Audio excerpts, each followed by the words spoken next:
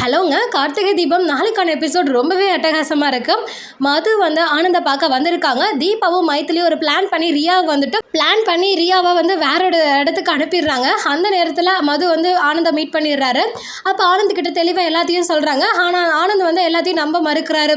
இல்லை, எனக்கு இதெல்லாம் தேவையில்லாத விஷயம். ஏன்னா ரியாவை பற்றி எனக்கு எல்லாமே தெரியும். ரியா என்கிட்ட எதுவுமே மறைக்காமல் எல்லாத்தையுமே சொல்லிட்டான். உங்களை பற்றி எல்லா விஷயம் எனக்கு தெரியும் அப்படிங்கிற மாதிரி ஆனந்த் முட்டாள்தனமாகவே பேசிக்கிட்டு இருக்காரு. மது ரொம்ப பொறுமையாக பேசுகிறாங்க. எனக்கு தெரியுங்க, உங்ககிட்ட என்னென்னலாம் சொல்லியிருப்பான்னு எனக்கு தெரியும். ஆனால் எனக்கு ரியா இப்போ தேவை கிடையாது. எனக்கு அவள் வேணுங்கிற அவசியம் இல்லை. நான் இப்போ இவ்வளோ தூரம் உங்ககிட்ட பேச வந்திருக்கேன் அப்படின்னா உங்களை காப்பாற்றுறதுக்காக மட்டும்தான். அந்த ரியா நல்லவ கிடையாது. அவள் ஒரு பணப்பேய். உங்ககிட்ட இருக்க பணத்துக்காக தான் உங்களை லவ் பண்ணுறேன்னு சொல்லி ஒரு ட்ராமா பண்ணிட்டு இருக்கா. புரிஞ்சுக்கோங்க. அவள் என்னையும் லவ் பண்ணி தான் கல்யாணம் பண்ணிக்கிட்டான். நாங்கள் எவ்வளோ நாள் சந்தோஷமாக தான் வாழ்ந்திருக்கோம். நான் ஒரு சாதாரண ஐடி எம்ப்ளாயி. என்கிட்ட அவ்வளோ வசதி கிடையாது. அதனால அவள் என்கிட்ட பிரச்சனை பண்ணிட்டு நல்ல ஒரு பணக்கார லைஃப் ஸ்டைல் வாழணும்னு ஆசைப்பட்டுட்டு இருந்தா. அந்த நேரத்தில் தான் நீங்கள் அவளுக்கு கிடச்சிட்டிங்க. உங்களை லவ் பண்ணுறதா சொல்லிட்டு உங்ககிட்ட ட்ராமா பண்ணிகிட்டு இருக்கா. உங்ககிட்ட இருக்க பணத்துக்காக மட்டும்தான் உங்கள் கூட இருக்கா. புரிஞ்சுக்கோங்க அப்படிங்கிறாங்க. ஆனந்த் எல்லாமே தெரியும், நீங்கள் கிளம்புறீங்களா அப்படிங்கிற மாதிரியே சொல்லிட்டு இருக்காங்க. ஏன்னா இவ்வளோ சொல்லி நம்ப மாட்டேங்கிறீங்க. சரி, கடைசியாக ஒன்று சொல்கிறேன். அவளும் நானும் ரொம்பவே சந்தோஷமாக தான் வாழ்க்கை நடத்திட்டு இருந்தோம். அவர் 2 டைம் கன்சீவ் ஆகி 2 டைமே அபார்ஷன் பண்ணியிருக்கா அப்படின்னு சொல்கிறாங்க. ஆனந்துக்கு அவ்வளோ ஷாக் ஆகுது. இதெல்லாம் அவள் சொல்லவே இல்லையே நம்மக்கிட்ட. இதெல்லாம் பொய்யா இருக்குமா? கண்டிப்பாக பொய்யா தான் இருக்கும். ரியா அப்படி பண்ணியிருக்க மாட்டா அப்படிங்கிற மாதிரி ஒரு பக்கம் தோணுது. ஆனால் மது சொல்கிறதையும் நம்பாமல் இருக்க முடியாமல் ஒரு டைம் பார்க்குறாரு. ரொம்ப கன்ஃபியூஸ் ஆகி நின்றுட்டுருக்காரு.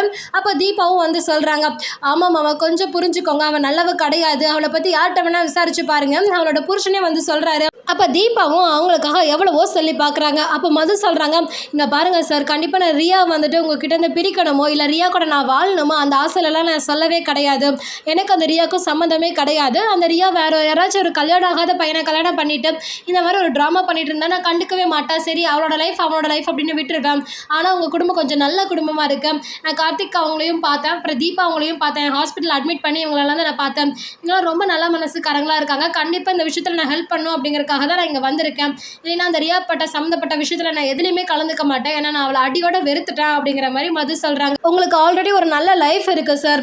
அதை மட்டும் தான் நான் குறிக்கோளாக வச்சு இங்கே வந்திருக்கேன். ஏன்னா உங்கள் ஒய்ஃப் இருக்காங்க, உங்களுக்கு ஒரு நல்ல லைஃப் இருக்குது. அதை இவ கெடுக்கிறதுக்காக தான் இத்தனை ட்ராமாவும் பண்ணிட்டு இருக்கா, இவளோட சுயநலத்துக்காக. அதனால் தாங்கிக்கவே முடியாமல் தான் நான் இங்கே வந்திருக்கேன் அப்படின்னு மறுபடியும் ரெஜிஸ்டர் பண்ணிகிட்டே இருக்காரு.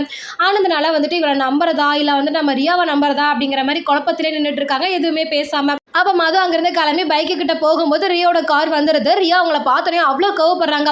அப்போ மது கிட்ட போய் நான் அவ்வளோ சொல்லி நீ என்ன தைரியத்தில் என்னை போட்டு கொடுக்கறதுக்காக இங்கே வந்திருக்கா அப்படிங்கிற மாதிரி கோவப்படுறாங்க.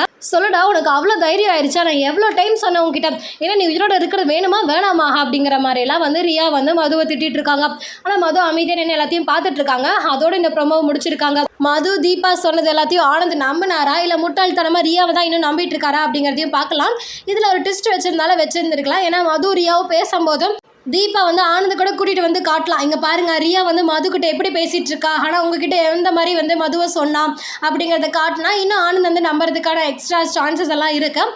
இந்த மாதிரி காட்டினாங்க அப்படின்னா இன்னும் சீரியலும் ரொம்ப இன்ட்ரெஸ்டிங்காக போகணும்னு நினைக்கிறேன். ஃபைனலி ஆனந்த் ரியாவை என்ன பண்ண போகிறாரு, நம்பிடுவாரா இல்லை நம்ப மாட்டாரா அப்படிங்கிறத பார்க்கலாம். எனக்கு தெரிஞ்சு கண்டிப்பாக ரியாவை நம்பாமல் இருக்க மாட்டார். கடைசியாக ரியா ஏதாச்சும் மழுப்பி ஆனந்தை நம்ப வச்சுருவாங்க அப்படிங்கிற மாதிரி தான் தோணுது. எபிசோட்ஸில் என்ன நடக்குதுன்னு பார்க்கலாம். உங்களுக்கு கார்த்திகை தீபம் சீரியல் பிடிக்கும் அப்படின்னா நம்ம வீடியோக்கு ஒரு லைக் பண்ணிட்டு நம்ம சேனலையும் சப்ஸ்கிரைப் பண்ணிக்கோங்க. மறக்காம அப்கமிங் வீடியோஸையும் செக் பண்ணி பாருங்க.